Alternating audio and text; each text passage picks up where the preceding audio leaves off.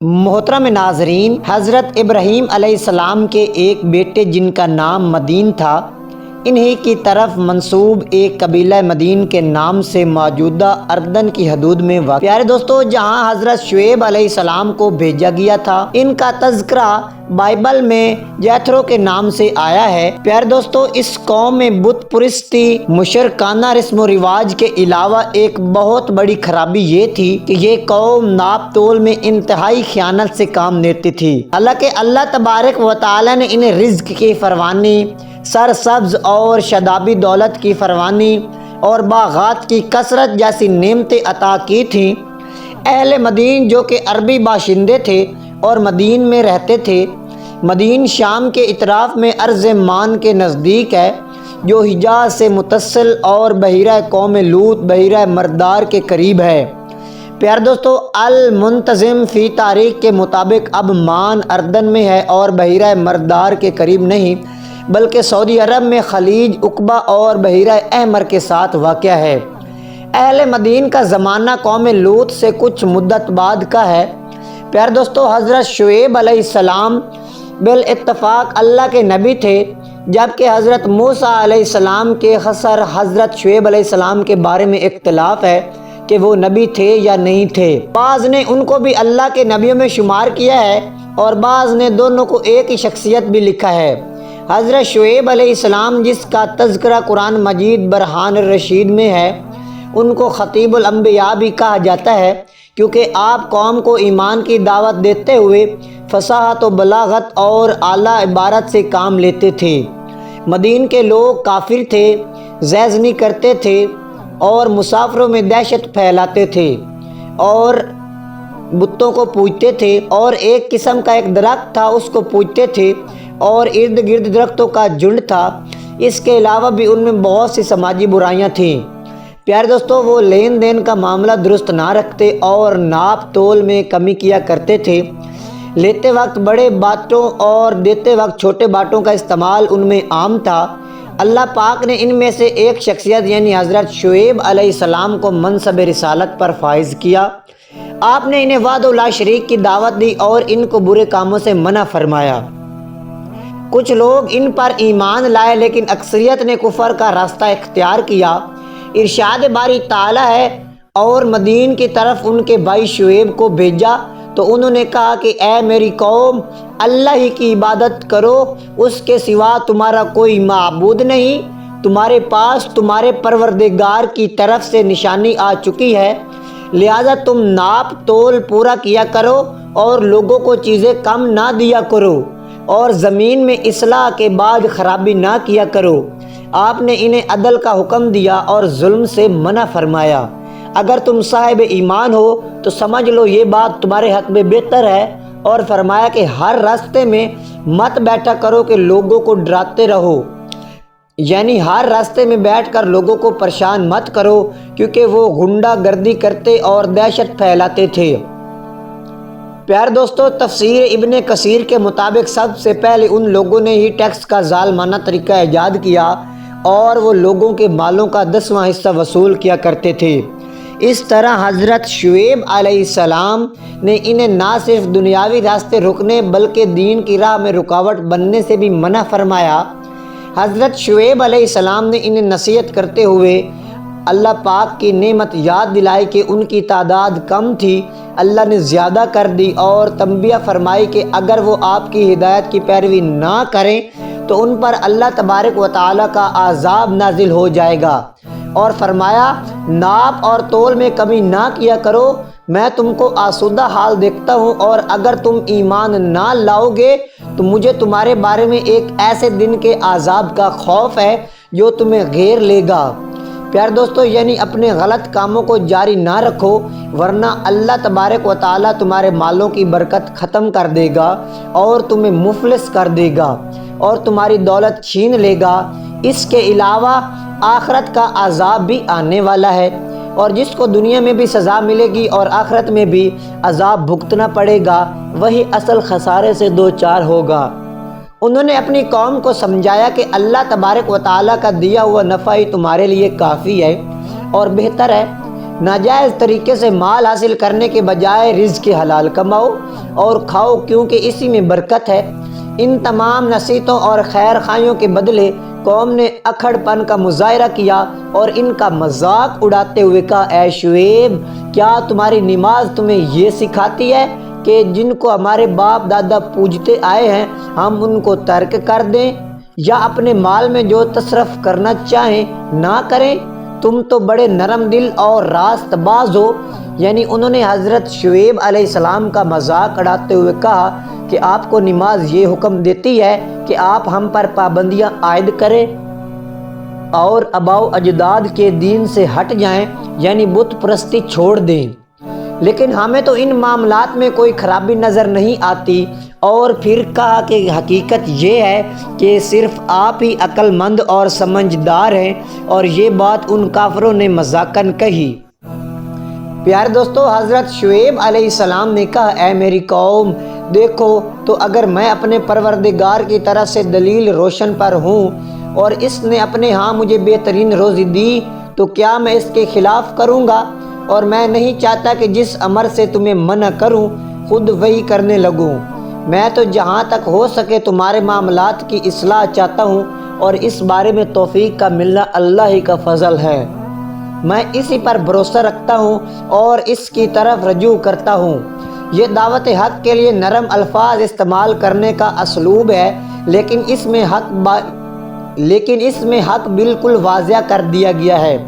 اس کے بعد آپ نے کہا، اے میری قوم، میری مخالفت تم سے ایسا کام نہ کرا دے کہ جیسی مصیبت نوح کی قوم یا ہود کی قوم یا صالح کی قوم پر واقع ہوئی تھی ویسی ہی مصیبت تم پر واقع ہو، اور لوط کی قوم کا زمانہ تو تم سے کچھ دور ہی نہیں۔ یعنی میری مخالفت اور میرے پیغام سے نفرت تمہیں اس طرف نہ لے جائے کہ تم اپنی جہالت میں قائم رہو، جس کے نتیجے میں تم پر اللہ تبارک و تعالیٰ کا عذاب آ سکتا ہے، جیسا تم سے پہلی قوموں پر آیا۔ قوم لوط کا زمانہ تم سے کچھ دور نہیں۔ اس سے مراد یہ ہے کہ وہ زمانہ مقام اور اعمال ہر چیز کے لحاظ سے ان سے قریب تھا۔ اور پھر کہا، اور اپنے پروردگار سے بخشش مانگو اور اس کے آگے توبہ کرو، بے شک میرا پروردگار رحم والا اور محبت والا ہے۔ حضرت شعیب علیہ السلام نے اپنی قوم کی ہر طرح سے خیر خواہی کی، انہیں اللہ تبارک و تعالیٰ کی طرف سے حاصل شدہ خیر و برکت یاد دلائی اور برائیوں سے روکا، مگر قوم نے ماننے کے بجائے آپ کو سنگسار کرنے اور بستی سے نکال دینے کی دھمکیاں دیں۔ اللہ پاک فرماتا ہے، انہوں نے کہا، شعیب، تمہاری بہت سی باتیں ہماری سمجھ میں نہیں آئیں۔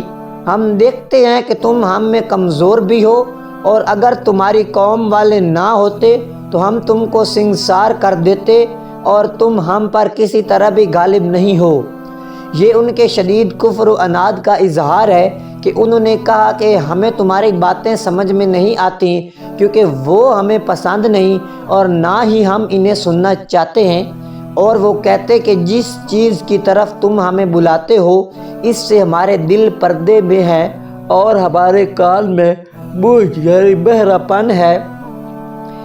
پیارے دوستو، اور انہوں نے کہا، ہمارے اور تمہارے درمیان پردہ ہے، سو تم اپنا کام کرو اور ہم اپنا کام کرتے ہیں۔ شعیب نے کہا، اے میری قوم، کیا میرے بندوں کا دباؤ تم پر اللہ سے زیادہ ہے؟ یعنی کیا تم خاندان اور قبیلے سے ڈرتے ہو اور اس وجہ سے میرا کچھ نہ کچھ لحاظ کرتے ہو، لیکن کیا تمہیں اللہ کے عذاب سے خوف محسوس نہیں ہوتا؟ تم میرا لحاظ اس وجہ سے کیوں نہیں کرتے کہ میں اللہ تبارک و تعالیٰ کا رسول ہوں؟ گویا تمہاری نظروں میں میرا قبیلہ اللہ تعالیٰ سے زیادہ طاقت والا ہے۔ میرا پروردگار تمہارے سب اعمال کا احاطہ کیے ہوئے ہے، اور جو تو کچھ تم کرتے ہو اسے سب معلوم ہے۔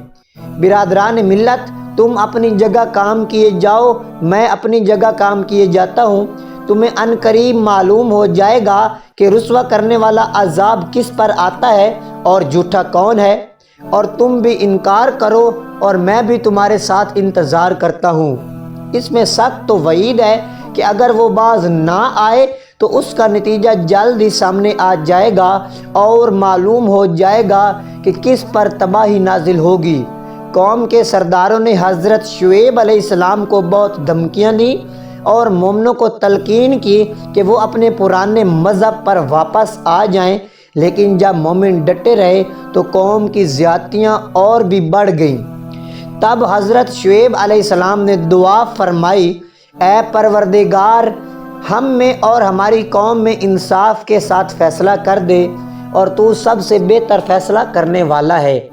آپ نے دعا فرمائی اور اللہ تبارک و تعالی نے اپنے رسولوں کی دعا رد نہیں کی۔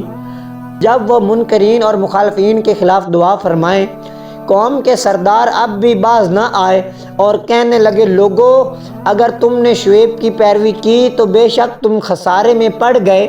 ارشاد باری تعالیٰ ہے، تو ان کو زلزلے نے آ پکڑا اور وہ اپنے گھروں میں اوندے پڑے رہ گئے، یعنی زمین لرزنے لگی، شدید زلزلہ آ گیا، جس کی وجہ سے ان کے جسموں سے روحیں پرواز کر گئیں اور ان کے بے جان لاشیں بیٹھے کے بیٹھے رہ گئے، ان میں جان ہی نہ رہی، حرکت ہی نہ رہی۔ اللہ تبارک و تعالی نے انہیں کئی طرح کی سزائیں دیں اور ان پر عذاب نازل کیے، کیونکہ وہ بری عادتوں میں مبتلا تھے۔ انہوں نے نبی کی گستاخی کی تھی اور مذاق اڑایا تھا، تو اللہ تبارک و تعالی نے ان پر بہت سے عذاب نازل کیے، جن کا تذکرہ قرآن پاک کی مختلف آیات میں کچھ یوں ملتا ہے۔ تو ان لوگوں نے اس شعیب کو جھٹلایا، پس سائبان والے دن کے عذاب نے ان کو آ پکڑا۔ بے شک وہ بڑے سخت دن کا عذاب تھا، یعنی ان پر گرمی مسلط کر دی گئی، جس کی شدت پانی سے کم ہوتی نہ سائے سے اور نہ تہ خانوں میں داخل ہو جانے سے۔ چنانچہ وہ گھروں سے میدان میں نکل آئے، اچانک ایک بادل آیا تو وہ اس کے نیچے جمع ہو گئے تاکہ گرمی سے تسکین حاصل ہو، لیکن اس میں سے چنگاریاں اور شعلے برسنے لگے اور زمین زلزلے سے لرزنے لگی اور آسمان سے انتہائی شدید آواز گونجی، جس سے وہ تباہ و برباد ہو گئے اور وہ اپنے گھروں میں اوندے پڑے رہ گئے۔ جنہوں نے شعیب کی تکذیب کی تھی ایسے برباد ہو گئے گویا وہ کبھی آباد ہی نہیں ہوئے تھے۔ غرض جنہوں نے شعیب کو جھٹلایا وہ خسارے میں پڑ گئے، اور جب ہمارا حکم آ پہنچا تو ہم نے شعیب کو اور جو لوگ ان کے ساتھ ایمان لائے تھے ان کو تو اپنی رحمت سے بچا لیا، اور جو ظالم تھے ان کو چنگاڑ نے آ دبوچا۔ وہ اپنے گھروں میں اوندے پڑے رہ گئے گویا ان میں کبھی بسے ہی نہ تھے۔ سن رکھو کہ مدین پر ویسے ہی پھٹکار ہے جیسی سمود پر پھٹکار ہوئی۔ ارشاد باری تعالیٰ ہے، تو شعیب ان میں سے نکل آئے اور کہا، بھائیو، میں نے تم کو اپنے پروردگار کے پیغام پہنچا دیے اور تمہاری خیر خواہی کی تھی، سو میں کافروں پر عذاب نازل ہونے سے رنج و غم کیوں کروں؟ یعنی ان لوگوں کے تباہ ہونے کے بعد حضرت شعیب علیہ السلام ان کی بستی سے یہ کہتے ہوئے چل دیے کہ میں نے پوری خیر خواہی کرتے ہوئے اللہ کے احکام مکمل طور پر تمہیں پہنچا کر اپنا فرض ادا کر دیا، اور جس طرح مجھ سے ہو سکا میں نے ہر طرح سے تمہیں ہدایت سے سرفراز کرنے کی کوشش کی، لیکن تم اس سے کوئی فائدہ نہ حاصل کر سکے، کیونکہ ہدایت دینا اللہ کے قبضے میں ہے۔ اس کے بعد آنے والے عذاب کا مجھے کوئی افسوس نہیں، کیونکہ یہ تم ہی تھے جو ہدایت قبول کرتے تھے، نہ رسوائی اور عذاب کے دن کا خوف محسوس کرتے تھے۔ اس لیے فرمایا کہ میں کافروں پر عذاب نازل ہونے سے رنج و غم کیوں کروں، یعنی میں ان لوگوں کو رنج کیوں کروں جو حق قبول نہیں کرتے تھے بلکہ اس کی طرف توجہ ہی نہیں کرتے۔ اس کے نتیجے میں ان پر اللہ کا یہ عذاب آ گیا جسے روکا جا سکتا ہے اور نہ ہی اس کا مقابلہ کیا جا سکتا ہے، اور نہ ہی اس سے کہیں پناہ مل سکتی ہے۔ حضرت شعیب علیہ السلام کا روضہ مبارک اردن میں واقع مقام مدین پر ہے۔ پیارے دوستو، امید کرتا ہوں یہ قصہ شعیب آپ کو پسند آیا ہوگا، اور اگر آپ ہمارے چینل پر نئے ہیں تو ہمارے چینل کو ضرور سبسکرائب کر لیں اور ہماری ویڈیو کو لائک شیئر کر دیں، اور اللہ پاک آپ کا حامی و ناصر ہو۔ اللہ پاک ہمیں 5 وقت کی نماز ادا کرنے کی توفیق عطا فرمائے، آمین ثم آمین۔